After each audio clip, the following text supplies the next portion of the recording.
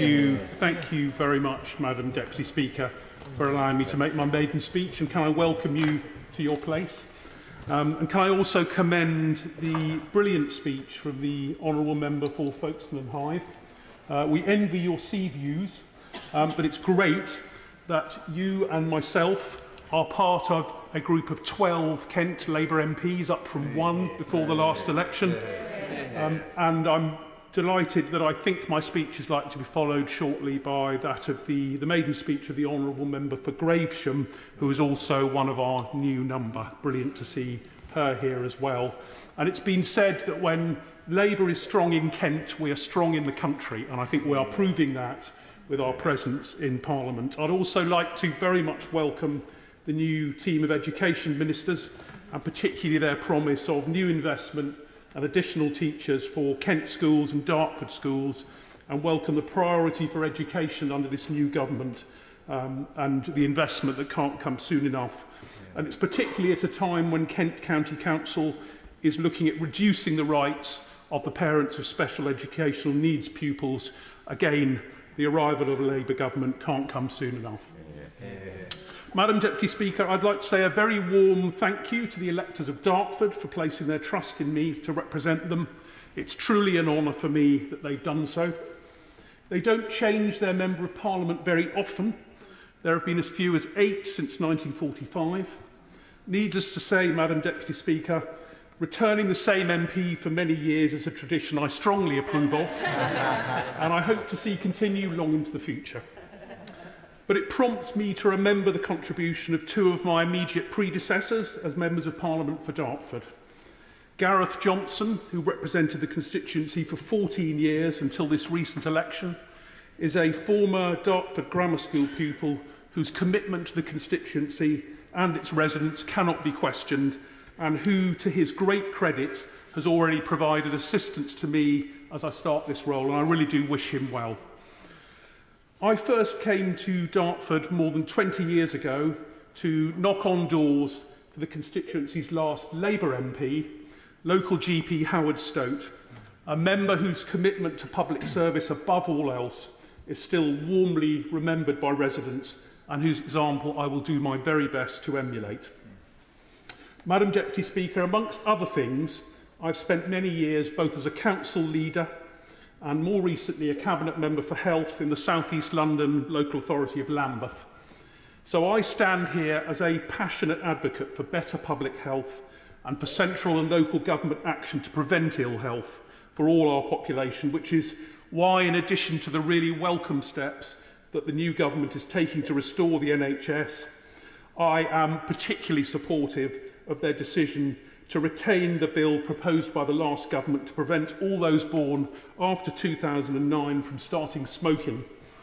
In Dartford, nearly 10,000 people, that's almost 12% of the population, smoke, with the resulting health and care costs of more than £24 million a year, according to the organisation ASH, and of course, tragically, many early deaths. When it comes to smoking, Madam Deputy Speaker, it's vital that we stop the start. Madam Deputy Speaker, it's been rightly observed that Dartford has at this election continued another tradition, the longest in the country, of electing an MP of the same party as the government. And I know that Dartford residents are rightly proud of the canniness and the common sense that this reveals in their outlook. It's a place where strong values coexist alongside, thankfully, an openness to change. It's also worth noting, Madam Deputy Speaker, that it's nearly 63 years since two former pupils of Wentworth Primary School in Dartford bumped into each other on platform 2 of Dartford Station and began discussing their shared interest in Black American blues music. The sequel to that chance meeting of Mick Jagger and Keith Richards is one of national and global success, and it's pleasing to note that as we speak, even as we speak, they are touring the United States. Madam Deputy Speaker, so Dartford remains a bellwether constituency and the Rolling Stones are still playing live. You could say those are two reasons why we can be confident that the sun will go down tonight and come up tomorrow morning.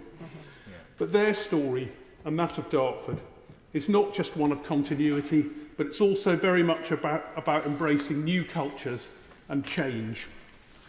So Dartford is, of course, a historic market town which, alongside its beautiful surrounding villages of Dartford, Longfield, Newbarn, Joydens Wood, Greenhithe, Swanscombe, Beanstone, Ebbsfleet and Southfleet, I think I got them all in, has an unquestioned place in the story of our country.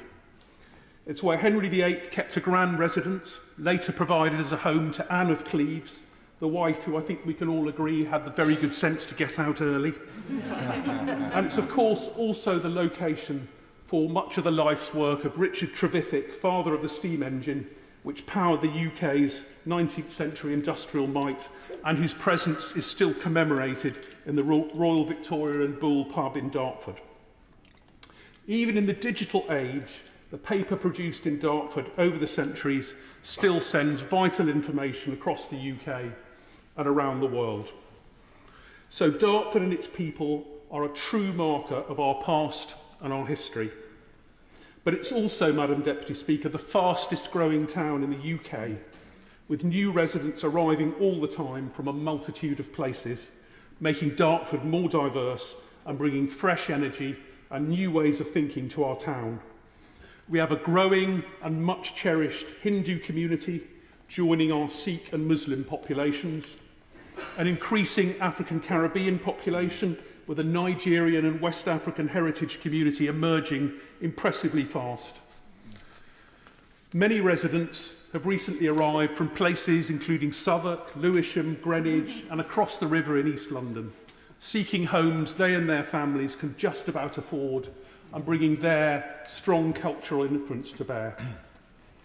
But, Madam Deputy Speaker, action is sorely needed to make the new homes being built in the constituency more affordable and accessible to all, and I strongly welcome the government plans to address this.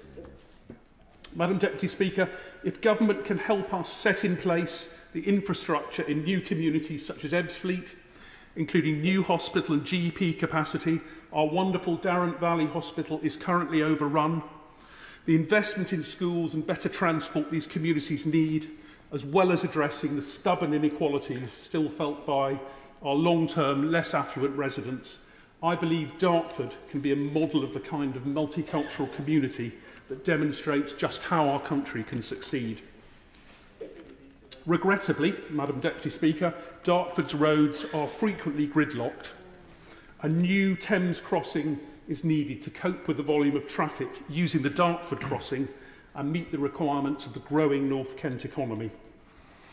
Our station at Ebbsfleet must be given back its status as Ebbsfleet International by having cross-channel services stop there once more. Residents of Swanscombe need to see action to restore the A228 Galley Hill Road, which has partially collapsed, and to end the nightmare of large vehicles diverting down their narrow streets. For the new communities living on estates run by management companies, reform of leasehold law and stronger regulation of management companies cannot come soon enough.